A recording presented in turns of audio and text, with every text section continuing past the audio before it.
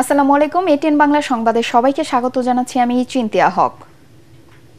ঢাকা বিশ্ববিদ্যালয় কেন্দ্রীয় ছাত্র সংসদ ডাকসু নির্বাচনে শীর্ষ ৩ পদেই জয়ী হয়েছেন জামায়াতের ছাত্র সংগঠন শিবির সমর্থিত প্যানেলের প্রার্থীরা। ডাকসুর ভিপি নির্বাচিত হয়েছেন সাদিক কায়েম। জিএস পদে জয়ী হয়েছেন একই প্যানেলের এসএম ফরহাদ এবং এজিএস মহিউদ্দিন খান।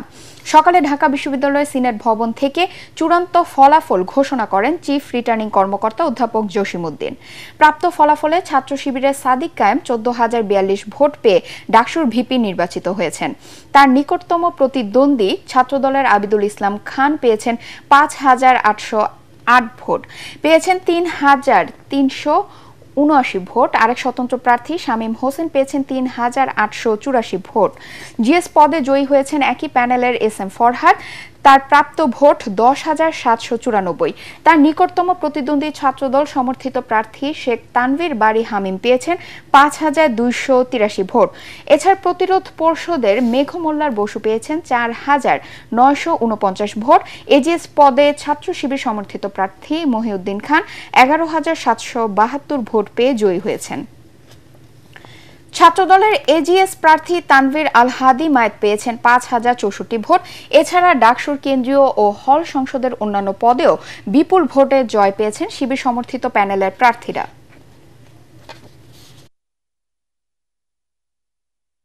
সাদিক কায়েম সহসভাপতি, প্রাপ্ত ভোট ১৪,০০০।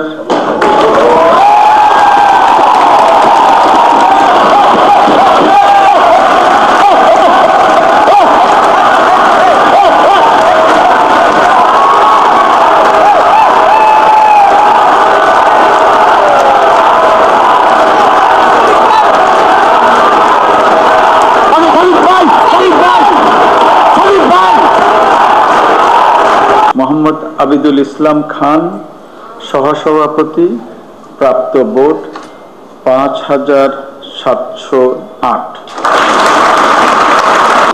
এস এম ফরহাদ প্রাপ্ত ভোট ১০,৭০০।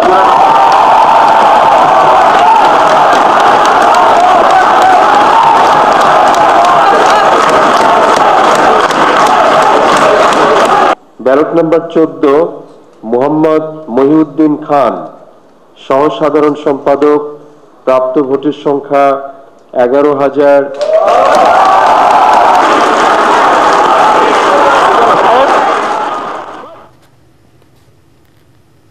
দর্শক, এই মুহূর্তে ঢাকা বিশ্ববিদ্যালয়ে আছেন সহকর্মী মাহবুব কবির চপল। ক্যাম্পাসের এখনকার পরিস্থিতি জানতে সরাসরি চলে যাচ্ছি তার কাছে। চপল, ক্যাম্পাসে আনন্দ মিছিল বা পরাজিত প্রার্থীদের কোনো কর্মসূচি আছে কি?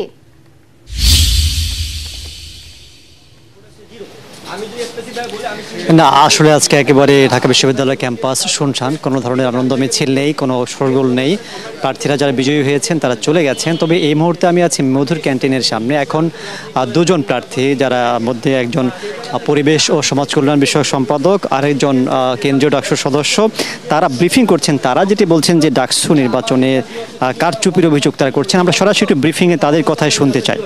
স্পেসিফিকভাবে বলি যে উনি হচ্ছে আমার এলাকার ভাই, আমার কাছের ভাই, ঠিক আছে। সেই জায়গা থেকে হচ্ছে আমি তখন রেজাল্ট শুনতে পাই না, আমার হচ্ছে ভেরিফিকেশন একটু সময় ছিল, এই জন্য আমি গতকালকে শুধু পোস্ট করছি যে এরকম একটা অভিযোগ আসছে, আমি ভেরিফিকেশন করি, দেন হচ্ছে আমি এটা মিডিয়ার সামনে উপস্থাপন করবো। অ্যান্ড দেন আমি আজকে শোনার পর যখন শুনি আসলেই রেজাল্টটা 0 আসছে।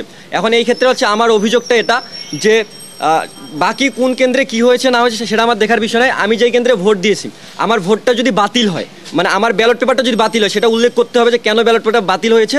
আমি যেহেতু নিজে ভোট দিয়েছি, আমি তো একজন শিক্ষিত শিক্ষার্থী, আমি জানি কীভাবে ভোট দেওয়া লাগে এবং আমি আগে থেকে কয়েকটা ভিডিও দেখে ভোট দিতে গেছি কীভাবে ভোটটা দেওয়ার লাগে। সেই জায়গা থেকে আমার মনে হয় না যে আমার ব্যালটটা বাতিল হওয়ার কোনো সম্ভাবনা থাকে।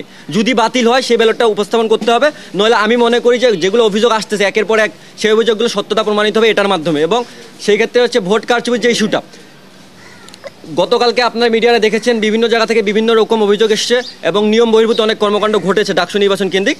কিন্তু আমার স্পেসিফিক একটা জায়গা থাকবে, সব হলেই যদি সুষ্ঠু নির্বাচনও হয়, সব কেন্দ্রে যদি সুষ্ঠু নির্বাচনও হয়, আমার জায়গায় কেন এটা হলো এবং আমার ওই একটা ভোট কোথায় গেল? আমার প্রশ্ন একটাই যে আমার ওই একটা ভোট কোথায় গেল? এটাই জন্য আজকে আমার প্রেস ব্রিফিংটা করা। এবং বাকি অন্য ইস্যু যদি ঢাকা বিশ্ববিদ্যালয়ের শিক্ষার্থীদের উদ্দেশ্যে আমি একটা কথা বলছি, তারা যদি বলে যে ভোট সুষ্ঠু হয়েছে তাহলে আমি মানতে রাজি আছি, যদি আমার এটা দেখায়। এবং ঢাকা বিশ্ববিদ্যালয়ের শিক্ষার্থী যদি এটাকে গ্রহণ করে তাহলে সাদরে আমিও গ্রহণ করব। কিন্তু আমার ওই একটা প্রশ্ন আমি জবাব চাই যে আমার ভোটটা গেল কোথায়। ঠিক আছে, আমার এটুকুই বলার থাকবে। ভাই সার্বিক বিষয়ে কিছু বলবেন? আসসালামু আলাইকুম, আমি রাকিব হোসেন গাজী। তারা যেটি বলছেন যে তাদের ভোটের হিসেব আসলে পাননি, তাদের অভিযোগগুলো নির্বাচন যারা রিটার্নিং কর্মকর্তা আছেন, সংশ্লিষ্ট যারা আছেন বিশ্ববিদ্যালয়ে, তারা বলছেন যে কেউ অভিযোগ করতে পারে, সেই অভিযোগ যদি লিখিতভাবে কেউ জমা দেয় সেটি বিশ্ববিদ্যালয় প্রশাসন বা নির্বাচন সংশ্লিষ্ট যারা আছেন তার বিষয়টি খতিয়ে দেখবে আসলে কি ঘটেছিল। আর সবকিছু মিলিয়ে বড় দাগে তারা নির্বাচনকে একটা সুষ্ঠুভাবে করার জন্য চেষ্টা করেছেন, সেটি সেই ধারাবাহিকতায় ফলাফলে এসেছে বলে বিশ্ববিদ্যালয় প্রশাসন আমাদেরকে জানিয়েছিল। এর কাছে আমার কাছে এই ছিল সর্বশেষ পরিস্থিতি। চপল, আপনাকে ধন্যবাদ। ডাকসু নির্বাচনে নিজের এই বিজয়কে কোনো ব্যক্তিগত জয় নয়, বরং জুলাই প্রজন্ম ও ঢাকা বিশ্ববিদ্যালয়ের সব শিক্ষার্থীর সম্মিলিত বিজয় বলে মন্তব্য করেছেন নবনির্বাচিত ভিপি সাদিক কায়েম। চূড়ান্ত ফলাফল ঘোষণার পর বিশ্ববিদ্যালয়ের সিনেট ভবনে আয়োজিত সংবাদ সম্মেলনে প্রতিক্রিয়া জানাতে গিয়ে তিনি বলেন, ডাকসু নির্বাচনে জয় বা পরাজয় বলে কিছুই নেই। এই নির্বাচনের মাধ্যমে বিজয়ী হয়েছে জুলাই প্রজন্ম, ঢাকা বিশ্ববিদ্যালয়ের সব শিক্ষার্থী। একই সঙ্গে বিজয়ী হয়েছে জুলাই বিপ্লবের আকাঙ্ক্ষা এবং শহীদদের স্বপ্ন। এ সময় নবনির্বাচিত জিএস এস এম ফরহাদ বলেন, এই বিজয় ঢাকা বিশ্ববিদ্যালয়ের প্রতিটি শিক্ষার্থীর ভোটের বিশাল আমানত। আগামীর পথ চলায় ভুল হলে শিক্ষার্থীদের শুধরে দেওয়ার অনুরোধ করেন তিনি। এই ঢাকা বিশ্ববিদ্যালয়ের যেই ধর্মের, যে পথের, যে মতের, যে আদর্শের লোক না হোক না কেন, আমরা সবাই একসাথে কাজ করব। আমরা এই ঢাকা বিশ্ববিদ্যালয়কে একটা মাল্টিকালচারাল ইনস্টিটিউট হিসেবে আমরা বিনির্মাণ করব। এবং আমাদের প্রতিজ্ঞা, আমাদের এই ঢাকা বিশ্ববিদ্যালয়কে আমরা একটি পূর্ণাঙ্গ একাডেমিক ইনস্টিটিউট হিসাবে আমরা পরিণত করব। একজন বিশ্ববিদ্যালয় শিক্ষার্থী প্রথম বর্ষ থেকে তার চমৎকার একাডেমিক এনভায়রনমেন্ট এখানে পাবে, গবেষণার পরিবেশ থাকবে, তার আবাসন নিয়ে ভাবতে হবে না, তার খাদ্যের নিরাপত্তা থাকবে, স্বাস্থ্যের নিরাপত্তা থাকবে, এবং আমাদের নারীদের জন্য একটা নিরাপদ ক্যাম্পাস হিসেবে আমরা গড়ে তুলব। আমরা সবার কাছে দোয়া চাচ্ছি।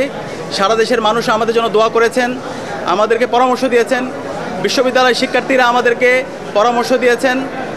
আমরা কথা দিচ্ছি, শিক্ষার্থীদের যে আকাঙ্ক্ষা তাদের সেটাই আমাদের আকাঙ্ক্ষা, শিক্ষার্থীদের ভয়েসে আমাদের ভয়েস, শিক্ষার্থীদের প্রত্যাশা আমাদের প্রত্যাশা। আমরা আমাদের এই ক্যাম্পাসকে স্বপ্নের ক্যাম্পাস বিনির্মাণ না হওয়ার আগ পর্যন্ত আমরা আমাদের লড়াই চালিয়ে যাবো ইনশাআল্লাহ। ছাত্র শিবিরের ঢাকা বিশ্ববিদ্যালয়ের সভাপতি ফরহাদের কোনো অর্জন না, এটা ঢাকা বিশ্ববিদ্যালয়ের সকল শিক্ষার্থীদের মতামতের ভিত্তিতে প্রদত্ত একটি আমানতের দায়ভার আমার উপর। মূলত এটি ঢাকা বিশ্ববিদ্যালয়ের সকল শিক্ষার্থীদের বিজয়। পরবর্তী সংবাদ দেখার আমন্ত্রণ জানিয়ে এখনকার মতো শেষ করছি। এটিএন বাংলা সংবাদ ইউটিউবে দেখতে ব্রাউজ করুন, youtube/ATN বাংলা নিউজ। ধন্যবাদ সবাইকে।